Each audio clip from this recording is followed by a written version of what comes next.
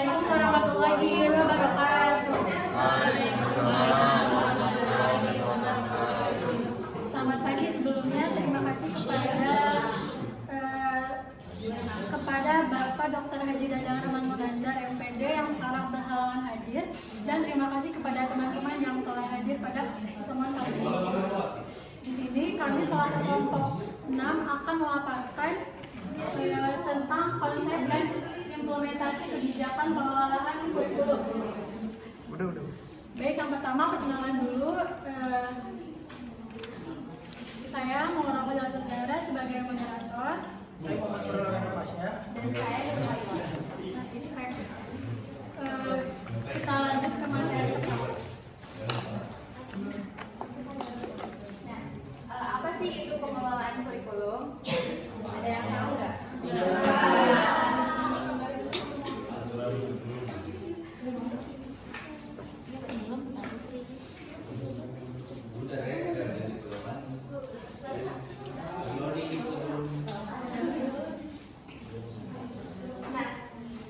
Pengelolaan seperti yang sudah dijelaskan tadi ya sama kelompok 5, pengelolaan itu berarti suatu proses sistematis untuk mencapai tujuan dengan perencanaan yang tepat arahan dan pemanfaatan secara maksimal sehingga semua tujuan yang direncanakan dapat dicapai secara efektif. Nah, menurut Kostner, pengelolaan kurikulum adalah proses yang melibatkan pengembangan, pelaksanaan, pemantauan, dan evaluasi kurikulum untuk memastikan bahwa tujuan pendidikan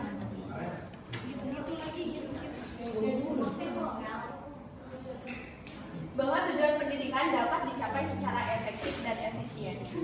Sedangkan menurut Nasution, pengelolaan kurikulum adalah suatu usaha untuk menata dan mengembangkan kurikulum secara terarah dan sistematis sehingga dapat memenuhi kebutuhan pendidikan dan perkembangan masyarakat.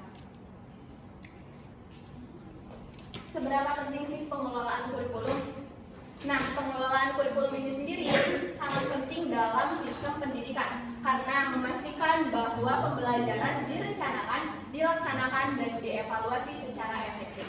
Dengan pengelolaan yang baik, kurikulum dapat disesuaikan dengan kebutuhan siswa, perkembangan teknologi, dan tuntutan pasar kerja, sehingga pendidikan menjadi relevan dan berkualitas.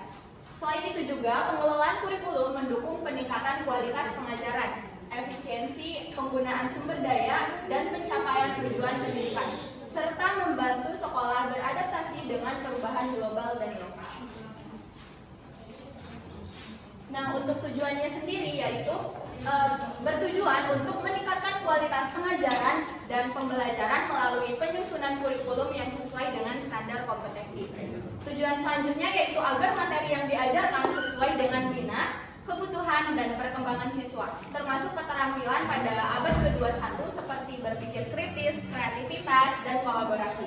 Tujuan selanjutnya yaitu berusaha menyesuaikan isi dan metode pembelajaran dengan perkembangan teknologi, serta kebutuhan pasar kerja yang dinamis.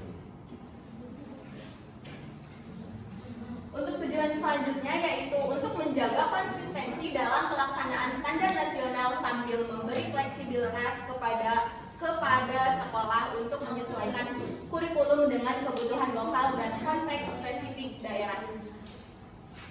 Selain fokus pada aspek akademik, kebijakan ini juga bertujuan untuk mendukung pengembangan keterampilan sosial, emosional, moral, dan prinsip siswa. Yang terakhir yaitu untuk memastikan adanya evaluasi berkelanjutan terhadap efektivitas kurikulum serta melakukan penyesuaian atau perbaikan jika diperlukan. Nah, bagaimana sih konsep pengelolaan kurikulum? Gimana tuh? Nah, konsep di dalam konsep itu ada prinsip-prinsip pengelolaan kurikulum, yang dimana ada keterpaduan, relevansi, keseimbangan, keterlibatan, fleksibilitas, dan berbasis evaluasi. Untuk keterpaduan sendiri yaitu kurikulum harus menyelaraskan tujuan pendidikan, konten, strategi pembelajaran, dan evaluasi. Dari relevansi itu sendiri, kurikulum harus sesuai dengan kebutuhan siswa, masyarakat, dan tuntutan perkembangan zaman. Untuk keseimbangan, harus ada keseimbangan antara teori dan praktik, serta antara aspek akademik dan non-akademik. Untuk keterlibatan yaitu semua pemangku kepentingan seperti guru, siswa, orang tua, dan masyarakat perlu dilibatkan dalam proses perencanaan dan pengelolaan. Untuk fleksibilitas yaitu kurikulum harus bisa disesuaikan dengan kebutuhan lokal dan individual siswa.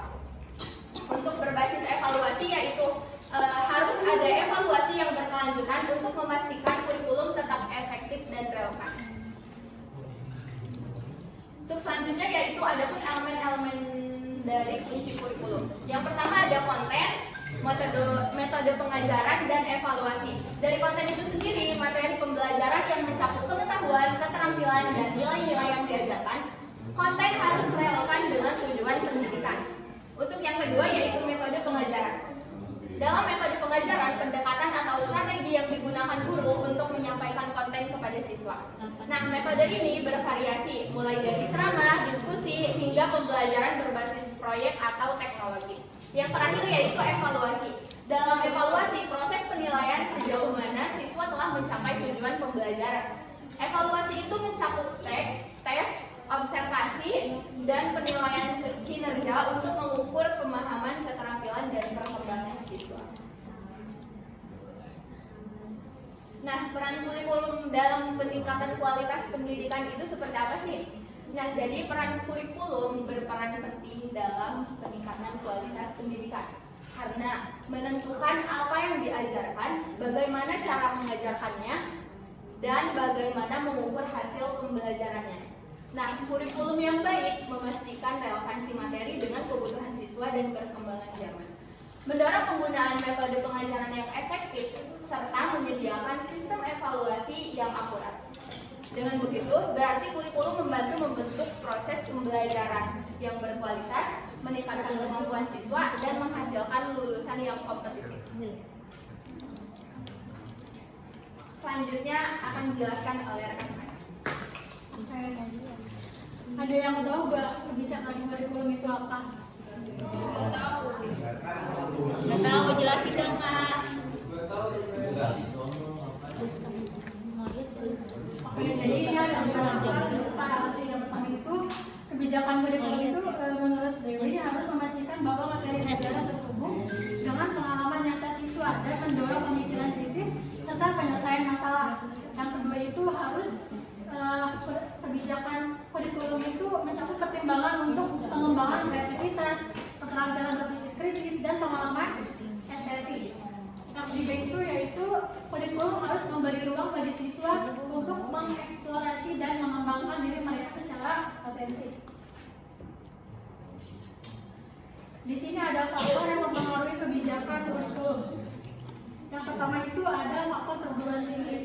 Nah, faktor perguruan tinggi ini dapat memberi ide dan pemikiran demi perkembangan pendidikan. Lalu yang kedua ini ada faktor pemangku kebijakan, yang berarti memiliki karena faktor pemangku kebijakan ini memiliki kuasa untuk mengubah suatu aturan yang ada di tangan pemangku kebijakan. Lalu yang ketiga itu ada faktor perkembangan negara dan dunia. Kebijakan kurikulum ini harus mengikuti perkembangan zaman. Lalu yang keempat itu ada faktor ilmu dan teknologi, yang dimana dengan adanya ilmu dan teknologi ini bisa menunjang pendidikan. Lalu yang kelima itu ada faktor masyarakat. Kira-kira siapa aja sih yang menjadi peran pemangku kepentingan dalam pengelolaan kurikulum? Ada yang tahu? Dinas, terus guru ya, terus lanjut. Oke, kita bahas ya. Nih, yang pertama itu ada peran guru. Peran guru itu menyampaikan materi pembelajaran, menyiapkan metode pembelajaran, dan menyiapkan kurikulum belajar harian. Yang kedua itu ada peran orang tua yang mendukung pendidikan murid di sekolah dan membiayai pendidikan anak murid. Yang ketiga itu ada peran pemerintah. Peran pemerintah sendiri yaitu memberikan bantuan operasional sekolah, meningkatkan kesejahteraan guru. Lalu yang keempat itu ada peran karyawan sekolah yang bekerja sama untuk saling diskusi tentang aturan pendidikan di sekolah dan menyebarkan informasi tentang pendidikan. Lalu yang terakhir itu ada peran tenaga ahli pendidikan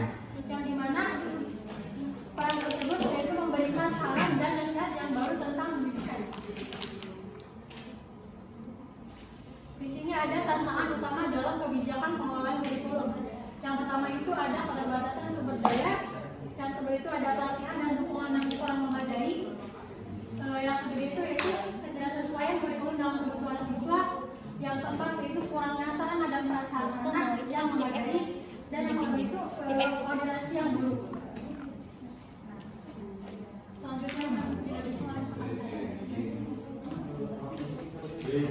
Selanjutnya ada dampak implementasi kebijakan kurikulum. Pertama ada dampak positifnya. Yang pertama itu ada peningkatan kualitas pendidikan. Yang kedua membantu mengurangi kesenjangan pendidikan antar daerah dan sekolah. Yang ketiga terdapat penyesuaian terhadap tuntutan zaman. Di sini ada dampak negatifnya. Dampak negatifnya adalah beban karyawan pendidikan. Yang kedua ada implementasi yang tidak pernah terdapat melibatkan kesenjangan. Yang terakhir ada pemerluan investasi tambahan dalam hal. Ada pengembangan profesional bagi guru dalam pengelolaan kurikulum. Yang pertama ada kompetensi pedagogi, kedua ada kompetensi kepribadian, yang ketiga ada penggunaan teknologi, yang keempat ada pembelajaran keberlanjutan. Jadi pertama ada kompetensi pedagogi. Guru harus memiliki kemampuan mengelola pembelajaran yang efektif, termasuk dalam penyusun rencana pelaksanaan pembelajaran atau RPP dan kurikulum yang relevan dengan tujuan pendidikan. Yang kedua tadi ada kompetensi kepribadian. Guru harus memiliki kepribadian yang mantap, berakhlak, arif dan berwibawa. Yang ketiga tadi ada penggunaan teknologi. Guru harus mampu menggunakan teknologi informatika dan komputer dalam pembelajaran. Yang terakhir ada pembelajaran berkelanjutan. Guru harus terlibat dalam kegiatan pembelajaran berkelanjutan untuk memelihara dan meningkatkan standar kompetensi secara keseluruhan. Baik, apakah ada yang mau ditanyakan? Silakan dari kelompok 1 dulu. Aku. Baik. Saya Rizka Fadila dari kelompok 1. Pertanyaan saya, bagaimana jika kurikulum tidak sesuai dengan kebutuhan siswa? Apakah siswa tersebut akan diberi pembelajaran khusus? Terima kasih. Lanjut kelompok 2. Jangan lupa di list yang Iya. Perkenalkan, saya Tauhidah Maila Marwa dari kelompok 2. Pertanyaannya, apa yang akan terjadi jika guru tidak menguasai ilmu pengetahuan dan teknologi? Terima kasih. Lanjut kelompok 3. Apa saja faktor yang mempengaruhi keberhasilan implementasi kurikulum? Terima kasih. Kami perkenalkan, nama saya Hawa Lestari dari kelompok 4. Pertanyaannya, apa peran teknologi dalam mendukung implementasi kebijakan kurikulum? Terima kasih. Apa tantangan terbesar dalam implementasi kurikulum baru di sekolah?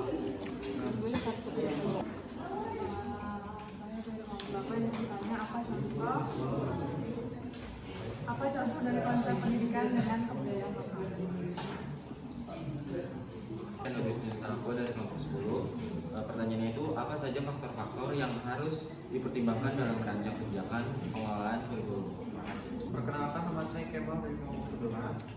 Apa yang dimaksud dengan fleksibilitas dalam prinsip kurikulum?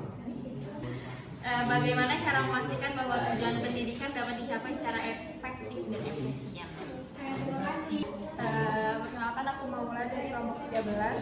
Jadi di bagian prinsip-prinsip pengelolaan pendidikan kan harus ada evaluasi yang berkelanjutan untuk memastikan kurikulum tetap efektif.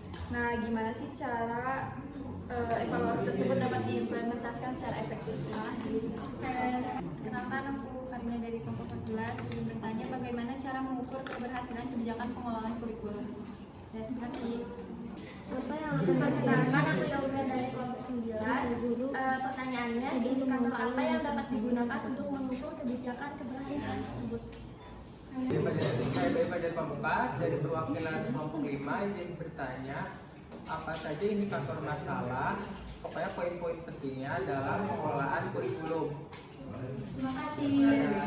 Baik, semua pertanyaan kami tampung dulu. Izinkan kelompok kami berdiskusi dahulu. Kami kelompok 6 akan menjawab pertanyaan dari kelompok-kelompok lain. Pertama, aku akan menjawab dari kelompok 2. Yang mana pertanyaannya yaitu apa yang akan terjadi jika guru tidak menguasai ilmu pengetahuan dan teknologi.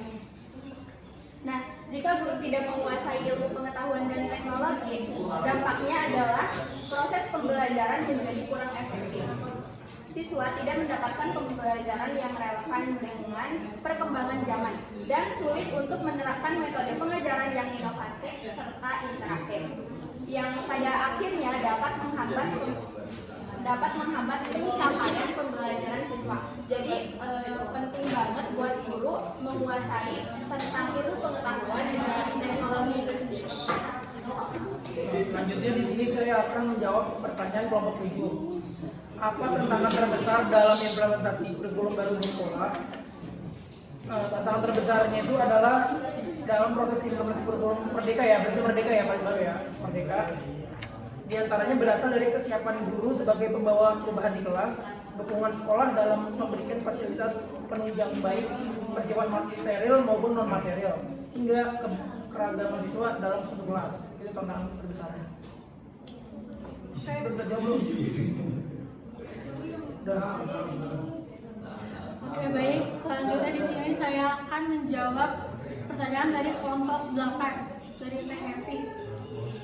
Pertanyaannya, apa contoh dari konsep pendidikan dengan kebudayaan lokal? Yang pertama itu adanya menggunakan pakaian batik untuk hari tertentu. Lalu yang kedua itu adanya upacara adat sebagai pembuka tahun ajaran. Yang upacara ini bisa berupa ritual bersama, tari-tarian tradisional atau kegiatan lainnya. Lalu yang ketiga itu ada pembelajaran seni dan budaya lokal yang berupa tari tradisional, musik, kerajinan tangan atau bahasa daerah. Lalu yang keempat itu ada gotong royong dalam kegiatan sekolah seperti membersihkan kelas, menyiapkan acara sekolah atau kegiatan sosial lainnya. Lalu yang kelima itu ada pembelajaran dialog yang dimana siswa tersebut akan dikenalkan dengan alam-alam seperti kayak di pembelajaran di alam terbuka kayak gitu. Gimana tuh Epi terjawab? Oke, terima kasih. Jadi di sini kesimpulan pentingnya pengelolaan kurikulum yang efektif dalam meningkatkan kualitas pendidikan. Pengelolaan kurikulum melibatkan prinsip-prinsip dasar, elemen-elemen kunci seperti konten, metode pengajaran, evaluasi, dan keterlibatan berbagai pemangku kepentingan seperti guru, siswa, orang tua, dan pemerintah. Implementasi kebijakan kurikulum yang baik melalui perencanaan, pelaksanaan, monitoring, serta evaluasi yang efektif berdampak positif pada kualitas pembelajaran dan kompetensi siswa. Dengan menyesuaikan kurikulum terhadap kebutuhan pasar kerja dan teknologi, serta memberikan pengembangan profesional bagi guru. Kurikulum dapat lebih responsif dan relevan terhadap perubahan.